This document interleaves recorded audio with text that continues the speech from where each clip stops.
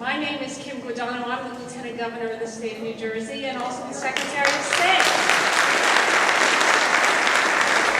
I'm supposed to just do a stop by, so this is my stop by. So let me answer a few preliminary questions, and let me get to your question about elections, because I think it's an important one and I happen to know the answer to that question.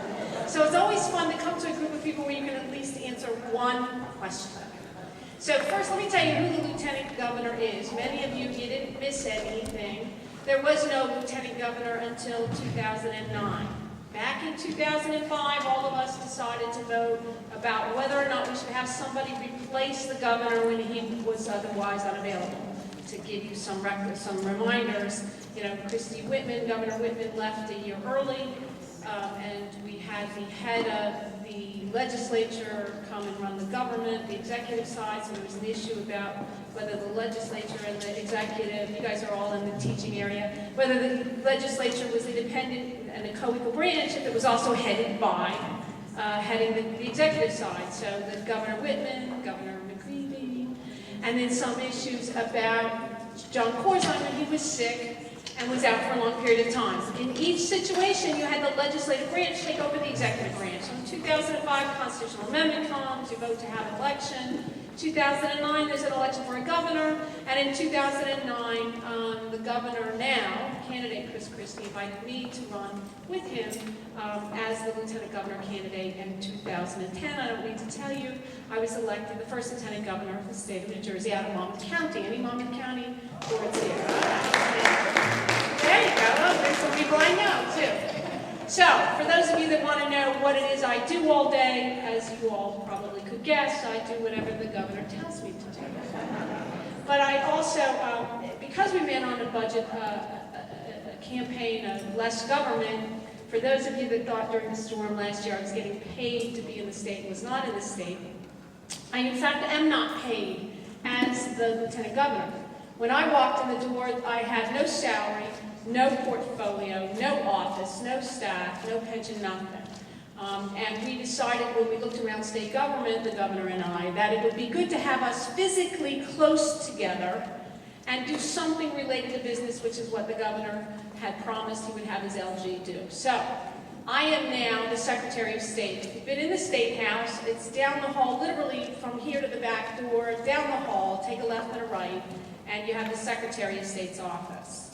So now I get paid as the, now I'm in trouble. See, I thought I was getting away without the press. It's supposed to be a stop by, that's okay. That NJN has arrived. Now I take the fifth on everything I'm about to do. See? I should have told all the good stuff the first 5 minutes. Anyway, the bottom line is I am now, for those of you that are interested, the Secretary of State, for which I do earn a salary, the Lieutenant Governor, for which I do not earn a salary. So at times when the Governor is out of state, I am the Acting Governor, the Lieutenant Governor, the Secretary of State. I get one salary, no pension, and I literally get to do whatever the Governor tells me to do. As Secretary of State, though, to answer your question, I also run the Board of Elections. For the state of New Jersey, you might have heard recently some issues about ballots and who gets on the ballot and who doesn't get to stay on the ballot. Part of my job, and part of my job as the legislature has defined my job, not as the governor, but as the legislature and the Constitution has defined my job, is to supervise on a statewide basis the Board of Elections. So, the proposal that's pending as part of the governor's toolkit is to merge all elections in one time period in November, because most of our big elections anyway happen in November. The idea, of course, is that we would get more people to participate in elections. Now, some people think that's a good idea, and some people think that's not such a good idea. And I'm not going to get involved in that. That's a legislative issue. That's something I hope you weigh in on, because it will save money. It does save roughly $5,000 per election per district. That's the number we've provided to the Office of Legislative Services. So, in addition to accomplishing the goal of making government more transparent and making people more participate more actively in government, It will also save the taxpayer money over time. And I encourage you to take a position. Take a position on that, because you are the people most affected by that. The other piece of the toolkit would be, because I know the next comeback is if we move the elections, how do we manage our budgets as school boards? Part of the legislation, as I understand it, would eliminate the vote on budgets, which is very interesting, isn't it? So, take a good hard look at that legislation, because I believe more people will come out and vote. I know that has implications for members of the school board. That's an upside and a downside in some situations, but it also would revise the way we do our budgets. And you might not be subject to the constant battle over what your budget's going to be. So you as administrators and managers and elected public officials will be better able to manage that budget, which is a long way of answering your question. So, I am here on behalf of the governor to tell you thank you. Thank you for coming out to Trenton to learn about the process that I've spent the last 16 months studying, for better or for worse. I know a lot of you who have heard me speak have heard me tell about politics in Trenton. When you come to Trenton, there are there's different ways of looking at things than if you go back to your hometowns. I came from a little tiny town of Monmouth Beach, has 300 kids in the school district, 300 kids, with a superintendent, a principal, and a vice principal. So I come at your job from a different perspective than maybe the larger districts do. But you need to understand what goes on here in Trenton. You need to participate in that debate. You know, we have positions. We have staked out positions. We have addressed problems. We have staked out our position on what those problems are. But we've also invited people to come back and give us some input on those positions. I have my own position. I have the governor's position. I think you guys are pretty well aware of what that position is, and I'm not going to even try to articulate it as well as the governor does, but I know this. I know this as a mother, as a parent of 3 kids, one of whom is graduating from a public school this year and going to the Air Force Academy, I might brag. He received a fabulous public school education.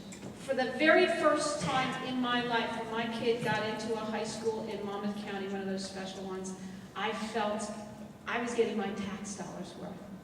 I really was proud of the day I didn't have to write a tuition check so that this kid could get the education he needs. But I know there are people that are going to public schools that are not getting their tax dollars worth. And that's what we're here to talk about. That's what I need you to talk about. We stake out a position. This is what leadership is all about. We stake out our position, we articulate our position, and then we go and fight for our position. And I cannot think of anything more important to fight about than what you all are doing here, right here today, our kids. And we're not always going to agree, and that's our system. We shouldn't always agree. Because everybody has a role to play, everybody has a part to play. And I know you all probably think it's really political. But let me assure you of this. What goes on in Trenton, it's like making sausage. But it really tastes good at the end. It really looks ugly at the beginning, but it tastes good when it comes out and you can eat it, and it's really fabulous food. Now, why is it ugly? Because that is our system. If anybody else has a better system of government, I defy you. It's our system. And I, come from a litigation background. My first job in public service was organized crime and racketeering prosecution. My first elected public office on a countywide basis was as sheriff of Monmouth County. I carry a gun and wear a bulletproof vest because I understand how tough it can be in this political world. But that's our system. And we can do it respectfully. And we can do it nicely. And we can do it so long as we understand that that's a part of the system. So what you see in Trenton sometimes goes like this.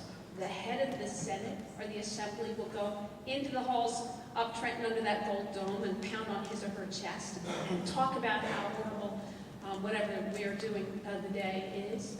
And then the governor or his staff or myself will go out to a podium like this about an hour after they finish, and we'll do the same thing, and we'll pound on the table here, and we'll talk about how horrible whatever happened in the morning is. But what you need to know in this room, and this is why you're here, is that after they get it out of their system in the morning and we get it out of our system in the afternoon, everybody goes back to a table in that state house and tries to make the best decision for the people of the state of New Jersey.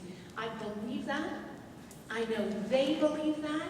I know our governor believes that. And that's what you're learning here today. It is our system. It's the best in the country. It's the best in the world. And it works. Unfortunately, sometimes a little difficult. You have to be able to take criticism. But if you can't take criticism, you know what that means? That means you're doing nothing. That means you're not taking a position. So I'll take the criticism, because that's the way we do things. But I invite you to continue the partnership we have, an open, honest, reflective relationship where we can exchange ideas. Hopefully, we do a better job without these microphones right here, and I think we do. When we sit down as parents and taxpayers and residents and moms and dads and grandparents, I think we do the right thing for the people that you represent. And I'm here to tell you, thank you for that. We may not always agree, but we will always do it respectfully. And we will always lay out our position in an honest and open way. And I hope you understand that. I hope you believe that. I know I do. If you have any questions for me, I am happy to try to answer them outside of this forum. And I invite you to send me emails. I invite you to call me. And the other part of my job is not only streamlining government and speaking about businesses, but it's also to streamline red tape. And I know none of you know anything about red tape. So, in terms of red tape, if you know, I know the governor has set out a couple executive orders, set up a couple panels to help deal with red tape. If you know some red tape issues you think we can fix, bring them to my attention, please. My staff is available here, and we will be reaching out to the school board's leadership to make sure that red tape comes to our attention. I thank you for the few minutes today, and I thank you for coming to Trenton.